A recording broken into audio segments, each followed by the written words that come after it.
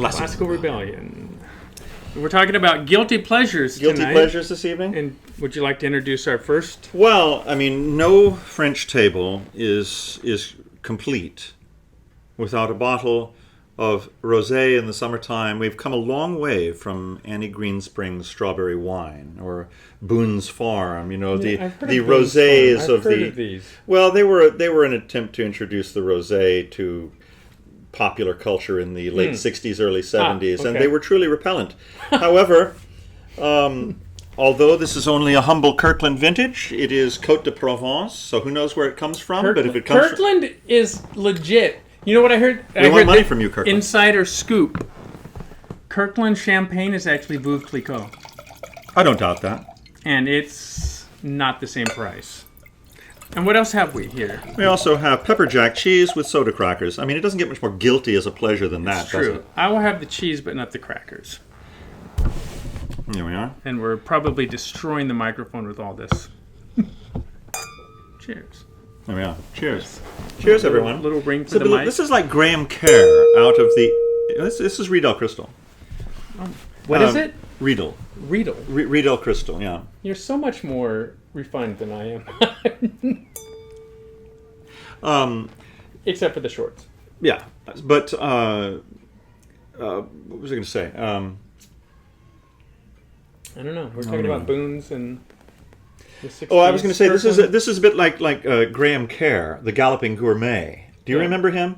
I've heard the name. Graham Kerr was one of the first. He was a contemporary of Julia Child. Julia Child was into fine dining. Graham Kerr was a more popularized approach to a cooking show, and he used to drink on his own show, and he frequently wind up completely sloshed by the end of it. I've got news for you, John. We're drinking on our own show. We are. We can do that. I had a friend who opened a business, and he'd have a beer behind the counter. I'm like, you can do that because you can drink at work. Because he's like, I can. I own this place. True. That's true. I don't know what the rules are of drinking on YouTube. To be honest, I have to look that up. I really don't. I doubt very much whether there is a regulation about that. We're actually eating and drinking, so we're actually filming our meal here. And if Facebook doesn't like it, right. That's too bad for them. It is. I did want to talk about that briefly.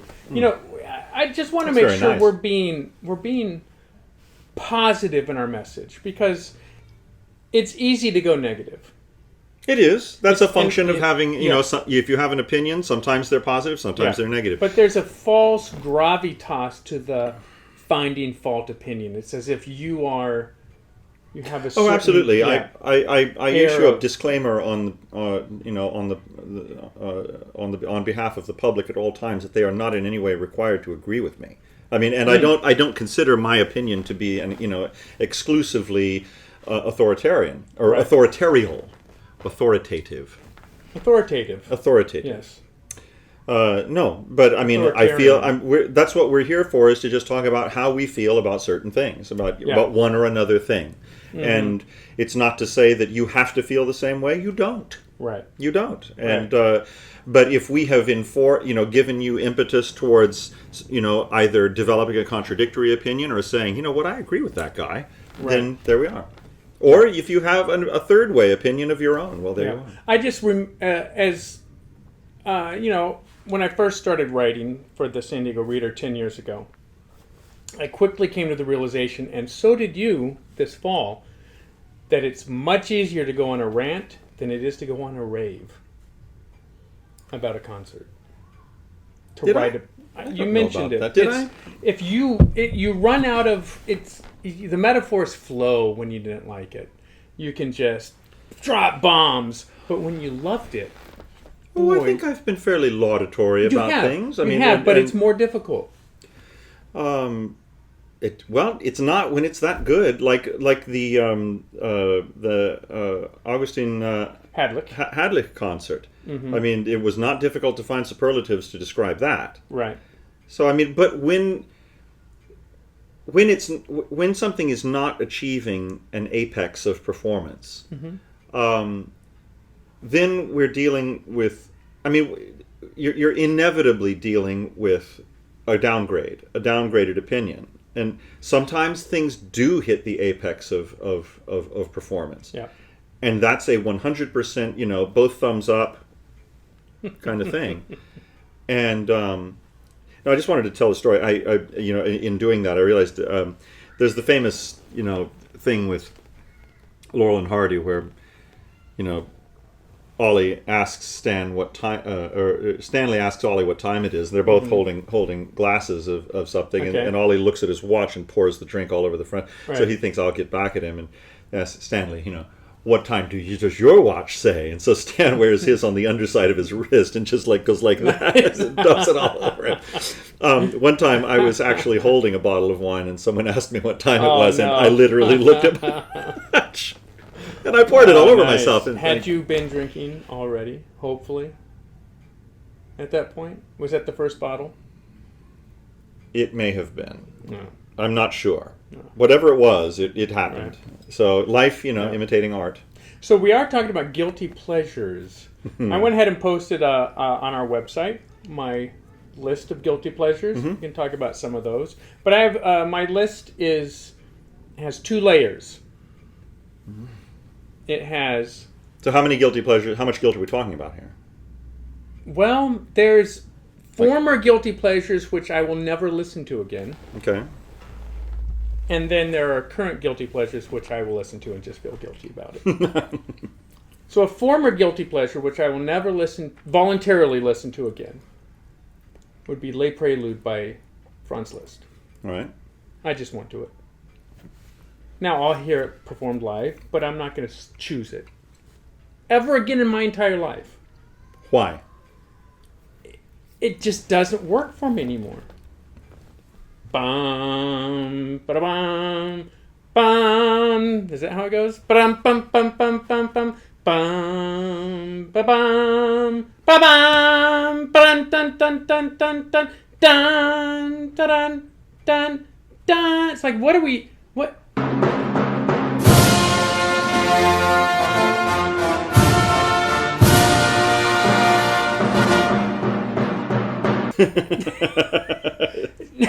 Now, granted, that's a terrible or melody, or- rendition. Yeah, Yeah, so. and hardly recognizable in my rendition.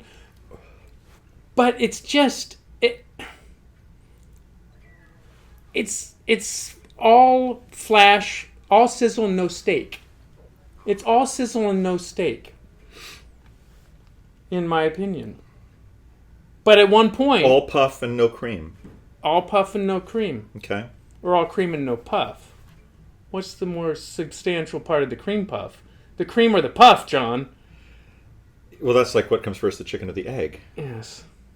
There was a time when I would air conduct my balls off in the bathroom mirror to Les Preludes.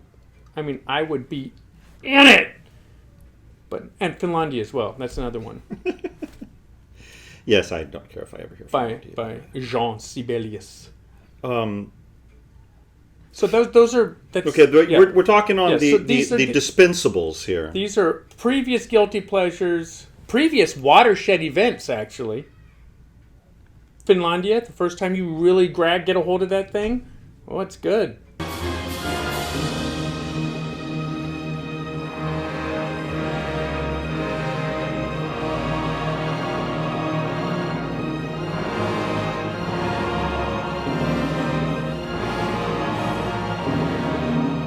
It's good.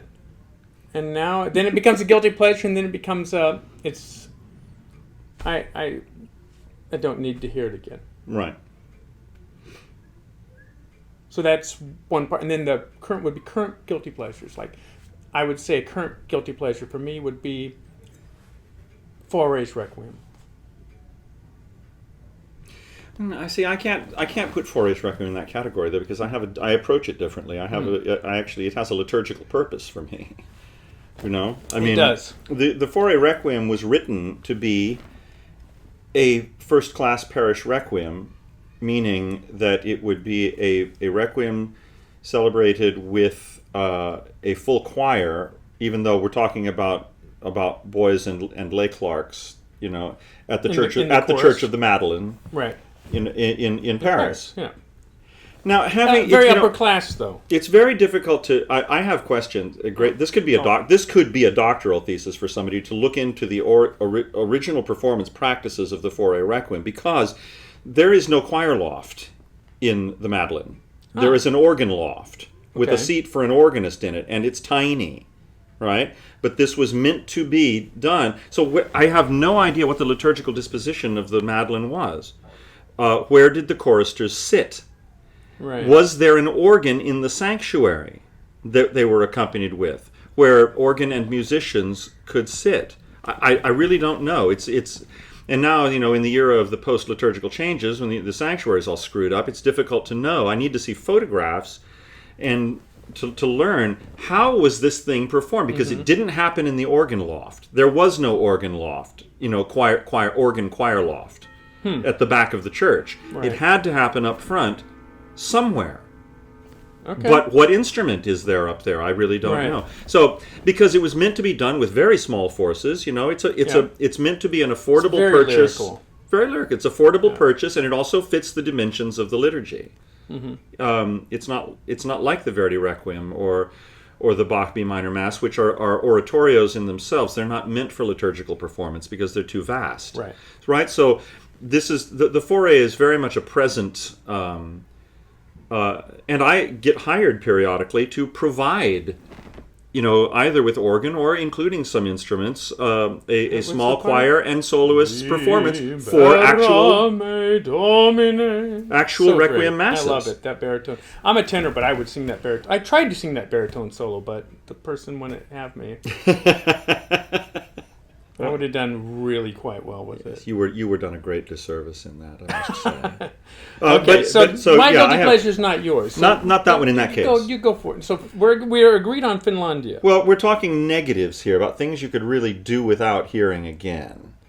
Right, you're right. Now I was talking about being positive, and here we are going negative.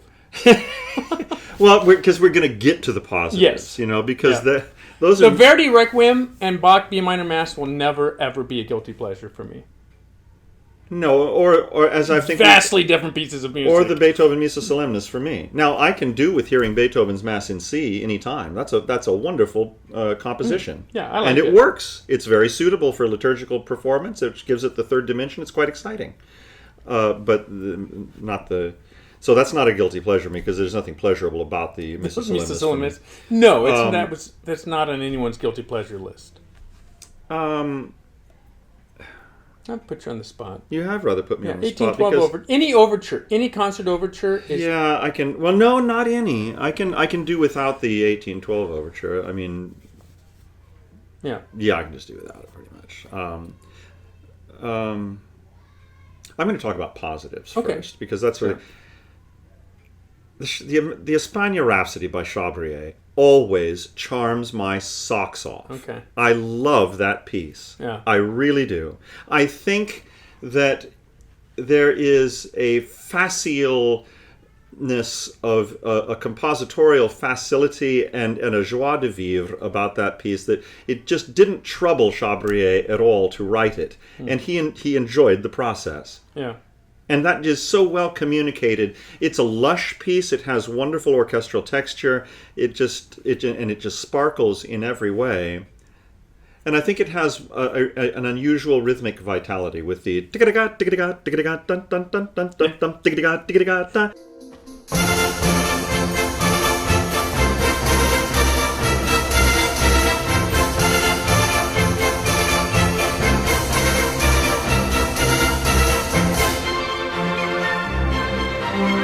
Yeah, it is good. It's really Yeah. exciting. Mm-hmm.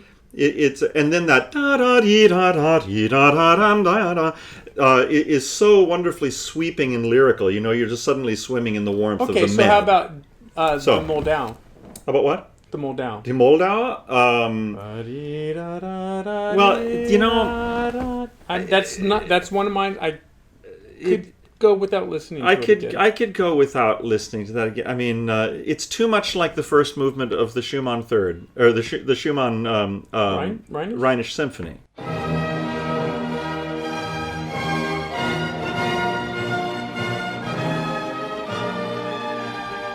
To me.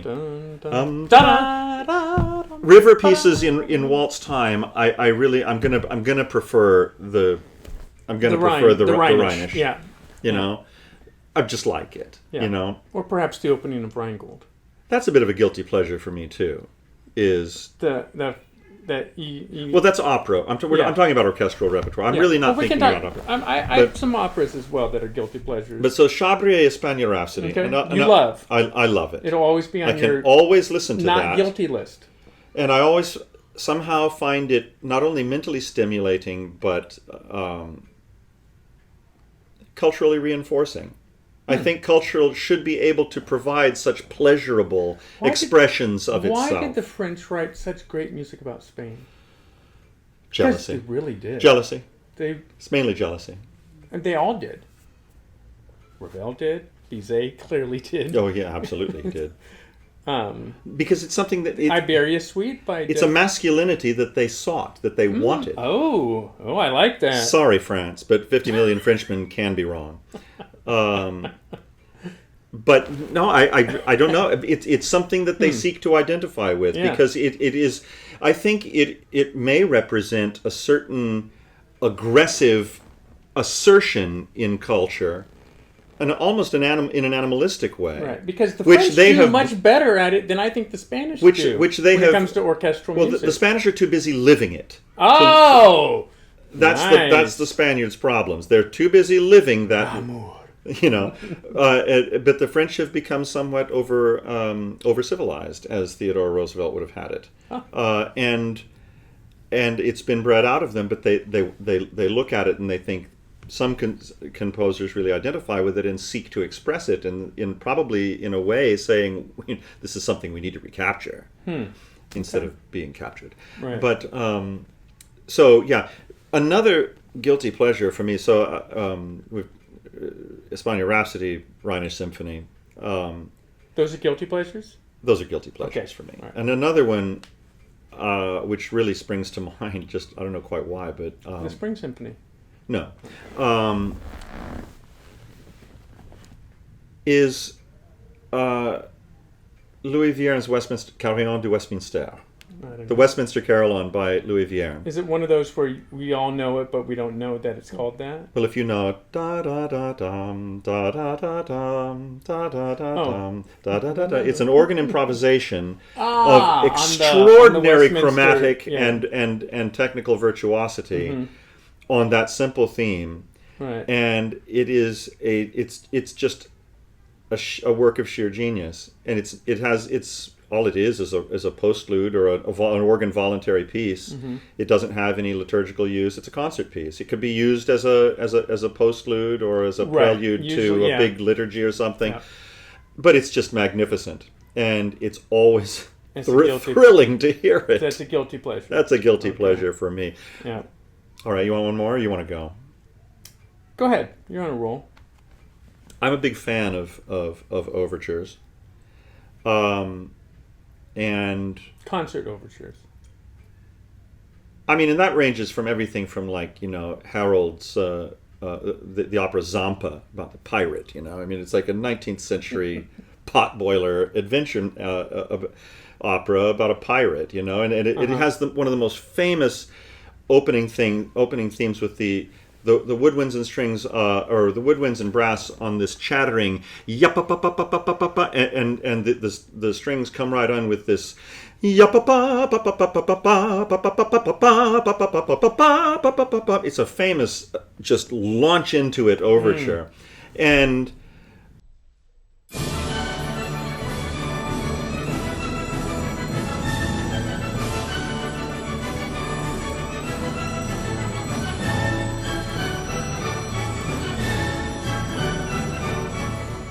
it's not particularly complicated, but damn, it's exciting. It's just so much fun to Yeah. hear. I just love it. Something that has turned into a guilty pleasure for me, though, is the Elgar, Nimrod. the Cockaigne Overture. Oh, okay. I long to conduct that piece just because I want to be inside of it. I love it so much. There is so much of London represented in that piece. And in the 1926 recording in Queen's Hall, where Elgar was conducting in front of an electrified mic for the first time,